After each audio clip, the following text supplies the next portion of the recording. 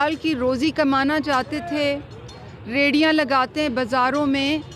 اور کئی دہائیوں سے یہ بڑی صعوبتیں جھیلتے ہیں۔ دکاندار ان سے بھتے لیتے ہیں، سی ڈی اے والے اور جو بھی انتظامیہ ہوتی ہے ان سے بھتے لیتی ہے، پولیس ان کو تنگ کرتی ہے اور یہ بیچارے اپنی چھوٹے چھوٹے ٹھیلے لگا کر اور اپنے بچوں کے پیٹ پالنے کے لیے روزی کماتے ہیں۔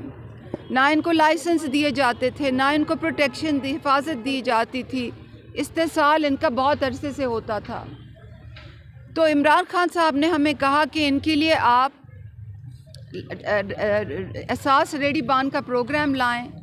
ان کو ریڑیاں دیں، اس کے ساتھ لائسنسز دیں اور لائسنس کے ساتھ ساتھ ان کو